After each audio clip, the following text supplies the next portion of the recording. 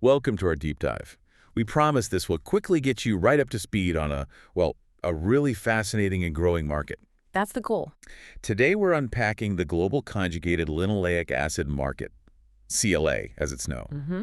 And for those maybe less familiar, CLA is a naturally occurring fatty acid. You find it in red meat, dairy, and it's researched quite a bit. Right, especially for things like weight management, body composition, potential metabolic health benefit. Exactly. Knowing that kind of helps understand why this market's so dynamic. Absolutely. So our mission today is to give you a really detailed look. We're looking at the market's path, its performance, from 2021 right through to 2033. And this is based on pretty comprehensive research, right? It is. It's not just throwing numbers out. We want to spot the key trends, really understand where the growth is happening. Makes sense. Okay, so globally, the CLA market, it was valued at a pretty substantial $871.379 million. That was back in 2021. A solid base to start from. Definitely. And here's the kicker, the projection for the future. It's set to basically double. We're talking a leap to $1,855.25 million by 2033. Wow. Which reflects a compound annual growth rate, the CAGR, of 6.5%. That's a healthy clip. It is. Okay, so let's unpack this. Maybe start with a geographical breakdown. Yeah, that overall growth is significant for sure. But what's really fascinating, I think, is when you dig into the regions. Right. The global numbers paint a strong picture, yeah, but the regional data, Yeah, that's where you see the really intriguing stuff, where the energy's concentrated, what's driving it. absolutely. So let's start with North America. Yeah, Always seems like a solid foundation, right? typically, yes. So here, the revenue was $325.024 million in 2021, projected to hit $630.785 million by 2033. Okay. That's an annual growth rate, a CAGR, of 5.669%. Slightly below the global average, but still very solid. Exactly. Within North America, the U.S., well, no surprise, it leads $253.5 million in 2021, forecasted to reach about $473.7 million. But here's something interesting. Canada. It shows really strong performance. It goes from about $42.6 million to nearly $96 million. Okay, that is strong. Yeah, boasting a CGR of almost 7%, 6.953% actually. That's the highest in North America. Higher than the U.S. Interesting. Right. And Mexico's contributing too, growing at about 6.5%. So if we, connect this to the bigger picture, North America's growth, it's consistent. It really solidifies it as that foundational market you mentioned. Yeah. It's mature, sure, but that stronger pace in Canada compared to the U.S. and the regional average, it does suggest something, perhaps faster adoption. Maybe specific product innovations catching on there. Could be. Or maybe just different consumer awareness levels. But it shows, even in established regions, you get these distinct dynamics. That's a great point. And speaking of distinct dynamics, let's look at Europe. It's kind of a mixed bag, a diverse collection of growth stories. Okay. Overall, Europe's market was around $240 million in 2021. $239.629 million to be precise, projected to hit $486 million by 2033. And the growth rate there. The TAGR is 6.051%, so a bit higher than North America, closer to the global average. Right. Now, the top performers, the UK really stands out. High CGR, 7.364%, almost mirroring Canada, actually. Wow, okay. So the UK is really pushing ahead. Seems like it.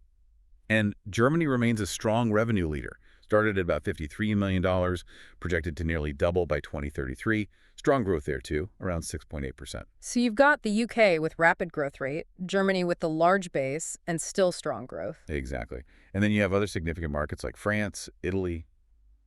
They're growing nicely, too, around 6.2% and 6.5%. Russia's a bit slower, around 5%. And then there are interesting variations. Sweden, Denmark, Switzerland show more moderate growth. Luxembourg actually has the lowest listed TAGR in Europe, around 4%. So this kind of raises a question, doesn't it? What's behind these different growth rates within Europe? Yeah, good question. You see this robust expansion in the UK and Germany, then more, let's say, moderate growth elsewhere.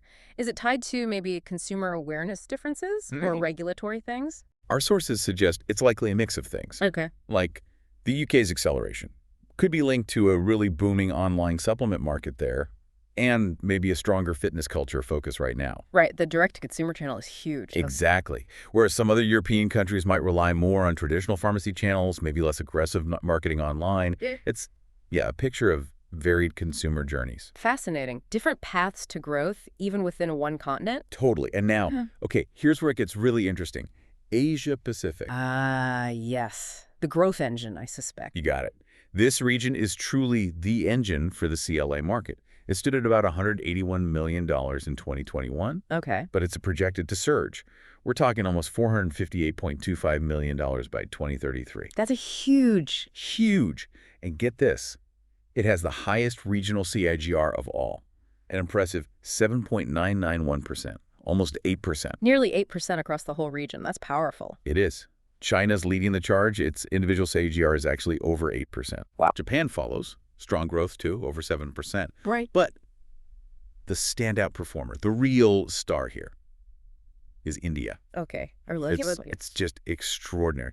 Projected to more than triple its market value by 2033. Triple. Yep. Marking the highest CAGR of all the countries we've looked at. A phenomenal 10.8077%. Over 10% annual growth. That's explosive. Isn't it? And Australia is doing really well, too. Strong growth with a COPR over 9%. So China, India, Australia, all powerhouses in this region. Absolutely. Plus South Korea, Singapore, Southeast Asia, Taiwan. They're all contributing. What's really fascinating here is just the sheer velocity of this expansion in Asia-Pacific. Right. Especially India's growth. I mean, CAGR is that high. They imply rapidly increasing demand. It's likely driven by, well, a growing middle class, certainly. Rising health consciousness, too, maybe. Definitely. Rising health consciousness, and critically, I think, the explosion of e-commerce. Good point. Access. Exactly. Platforms in India, China, they're making products like CLA accessible to millions who just didn't have that access before. This region is undeniably reshaping the global CLA picture. No doubt about it. Okay, shifting gears a bit, let's turn to South America. It's steadily gaining momentum. Okay, what are we seeing there? Overall, CLA market was about $60 million in 2021, forecasted to reach over $133.5 million by 2033. Right. That comes out to a strong CAGR, 6.876%, above the global average. So solid growth there as well. Very solid. Brazil led the market initially with an annual growth rate around 7.3%, but Argentina actually shows even stronger growth potential. Oh, really? Yeah, its CAGR is 7.512%. That's the highest in South America. Interesting. Argentina edging out Brazil in growth rate. Seems that way. Colombia, Peru, Chile are also mentioned as part of that growth story. So the growth across South America, Okay. it seems consistent, solid, often, mirroring or even slightly beating the global average, like you said. It points to a healthy, expanding market, probably driven by, more consumer interest in health supplements, wellness products across the continent. Maybe influenced by that growing awareness of fitness, preventative health. Very likely. Similar trends playing out, maybe at a slightly different pace than Asia-Pacific, but definitely positive momentum. Okay, moving on to the Middle East. This is more of an emerging potential market, but it definitely shows promise. What do the numbers look like? Overall, about $39 million in 2021, projected to grow to nearly $80 million by 2033. Okay, so doubling as well. Pretty much. The CAGR is 6.194%. So respectable growth. And within the region. Saudi Arabia is the largest contributor. Its CAGR is about 6.5%. But similar to other regions, there's a standout, the UAE. Let me guess. Higher growth rate. You got it. Highest PGR in the Middle East at 7.563%. The UAE again. Interesting pattern. It is, isn't it? Turkey, Egypt also contribute. Qatar has the lowest listed CAGR in the Middle East, around 4.4%. That strong growth in places like the UAE, Right. It could be fueled by, well, a combination of factors, right? Like what? Increasing disposable incomes, maybe? A growing expat population bringing different consumer habits. That makes sense. And potentially just a rising focus on preventative health, dietary supplements, things that align with more modern lifestyle trends you see developing rapidly there. Good points. Okay, and finally, let's talk about Africa. Truly a frontier of growth in this market. Okay, Africa, what's the story? Well, its overall market revenue was smaller to start, $26.14 million in 2021. Right. But it's set to rise quite significantly to nearly $67 million by 2033. That sounds like a strong growth rate. It is. This translates to an impressive 8.08% CAGR. Wow, over 8%. Making it the second strongest regional CI globally, right behind Asia-Pacific. Africa at number 2 for growth rate. That's significant. Very significant. Nigeria leads the charge here. Highest CAGR in Africa at 8.765%. Nigeria really powering ahead. Yeah. South Africa remains the largest market within the continent in terms of current value, but it's also growing solidly at about 7.4%. This really raises an important question then. Given Africa's, current market size, which is smaller, but these exceptionally strong growth rates, Yeah. What's the potential for continued acceleration? It suggests a market that's maybe rapidly catching up. Driven by what, do you think? Urbanization, Yeah.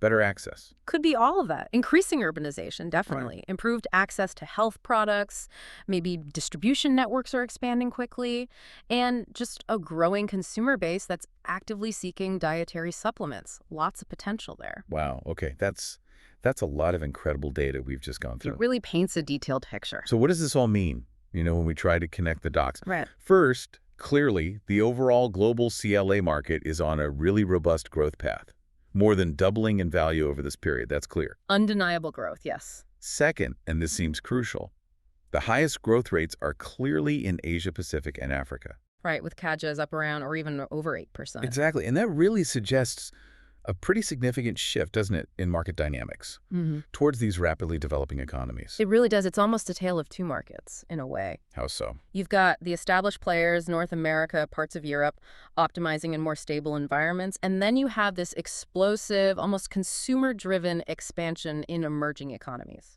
That's a great way to put it. Oh. And when we zoom in on those individual countries, the standout performers for CAGR, some remarkable numbers. India leading the pack, over 10%. Then Nigeria, Australia, the UAE, Argentina, Canada, the UK, Brazil, all showing really robust growth rates, well above that global average. Yeah, quite a list. And this isn't just, numbers on a page. It's about understanding how things like shifting demographics, evolving health priorities, expanding access, how they're really reshaping the whole global supplement landscape. Absolutely. So to kind of synthesize all that, the CLA market, yes, robust growth globally, but there are clear leaders emerging, particularly in these high-growth developing economies. And, knowledge is most valuable when you understand it and can apply it. Sure. So recognizing these shifts, where the leadership is moving, that's crucial for anyone looking at the future of, say, nutraceuticals or the supplement industry generally. It makes you think about the specific drivers in each region, beyond just population size or GDP. Exactly. What's really clicking with consumers in India versus Nigeria versus the UAE? Different stories, but similar high growth. Well, just like that, hopefully you've received a rapid but still incredibly thorough understanding of where the global CLA market is heading. With specifics that definitely go beyond the usual headlines. We really hope you feel truly well-informed after this deep dive. And maybe this raises an important question for you, the listener, to mull over. Oh, good one. Given these consistent global growth projections, right, across all these diverse regions, what broader health or consumer trends do you think are most strongly fueling the sustained worldwide demand for supplements like CLA? Think about maybe the interplay of digital access we mentioned, changing diets, maybe new scientific insights filtering down. What's really pushing it forward? Something definitely worth thinking about. Thank you for joining us on this deep dive. Welcome back to the deep dive. Today we're jumping into something you've probably seen around conjugated linoleic acid, CLA. You see it on supplement bottles, maybe read about it online. But what's really going on with it in the health and wellness world? Okay, let's unpack this. Our mission today really is to sift through the sources you've shared and give you the clearest picture of what's happening with CLA. That's right. CLA is definitely a segment that's, well, it's getting a lot of attention. We're going to look at what's pushing its growth, some of the hurdles it's facing, and what might be next. Great. So let's kick things off with the demand side. What's fueling this? Your sources point pretty clearly to just this huge rise in people focusing on health and fitness generally. Absolutely. And CLA has really positioned itself effectively there. People see it as a tool for, weight management, maybe building muscle, just overall metabolic health. And there's this move towards natural solutions, isn't there? People seem to want that. Yeah, that's a huge part of it. CLA kind of rode that wave. It's interesting how it became part of this bigger health movement, sometimes, maybe even a bit ahead of all the conclusive science. But that consumer desire really gave it a foothold in functional nutrition. And it's not just pills, right? I found that part really interesting in the materials. It's showing up in functional foods now.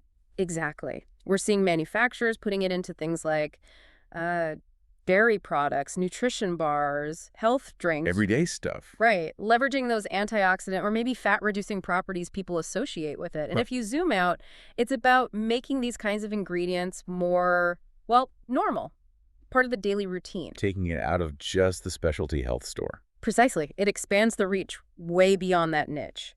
Okay, and then there's the fitness crowd. Athletes, bodybuilders. Your sources mentioned they're pretty keen on CLA. Definitely. There's a strong perception, at least, that it helps with lean muscle and fat burning. And you add in endorsements from fitness influencers, athletes, that visibility must be pushing it. Oh, for sure. Its market visibility is probably higher than it's ever been because of that whole ecosystem. So lots of buzz, lots of demand from different groups. But growth like this usually comes with some bumps in the road, right? What about the challenges? Yeah, that's the flip side. And it gets really interesting here because despite the popularity, there are definitely obstacles. A major one, honestly, is the science. There isn't really a firm, conclusive consensus on the long-term benefits. So some skepticism remains. Exactly. Among some healthcare providers and also among more cautious consumers, that uncertainty can put a ceiling on its potential. It raises questions about market hype versus solid proof. And what about actually taking it? The sources mentioned potential downsides. Yes, that's another layer. Some studies have linked high doses, and that's key, high doses to things like stomach issues, maybe even impacting insulin resistance in some cases. Right, so it's not necessarily a more is better situation, even for something seen as natural.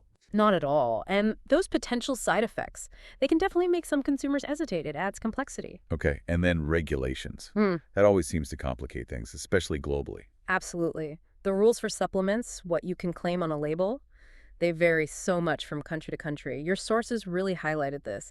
It makes marketing tricky, can slow down launches in new places, especially stricter markets. It's that classic tension, global ambition hitting local rules. So definitely not a straightforward path. But looking ahead, what about the future?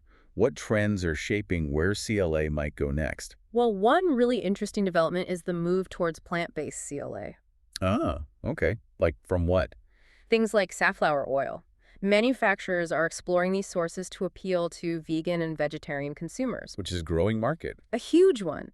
And it fits perfectly with that whole clean label, cruelty-free trend that's so strong in wellness right now. It shows how consumer demand is actually driving innovation in sourcing. That makes sense. And how are people buying it? Is that changing too? Oh, massively. E-commerce is a huge game changer here, as your sources pointed out. Online platforms are really becoming the main channel, especially in places like North America and the Asia Pacific. Just easier, I guess. More choice. Exactly. Convenience, variety, and you can often buy from brands in other countries much more easily. It's really speeding up adoption globally. Okay, and one last trend that caught my eye, new ways to take it. Beyond just capsules. Yeah, that's another key innovation. We're seeing powders you can mix into drinks, gummies, even liquid forms. Try to make it more appealing, maybe? Definitely. It's about catering to different preferences, improving the user experience, making people more likely to stick with it. If it's easier or more pleasant to take, more people will use it. Simple as that. So wrapping this up then, it sounds like the CLA market is, well, it's really dynamic, fueled by health trends, innovation in the products themselves, and these new ways of selling. Precisely. It's a fascinating mix of factors, but as we discussed, for it to really hit its full potential, it needs to navigate those challenges, the scientific validation piece, and the regulatory complexities. So what does this all mean for you listening in? Yeah, maybe the thing to think about is, as you watch the health and wellness space, how does this ongoing scientific discussion around supplements like CLA affect trust? Does market demand keep driving things, or will the science eventually become the main factor? Something to ponder. Thank you for joining us for this deep dive into the world of CLA. We hope this gives you a clearer picture of what's going on.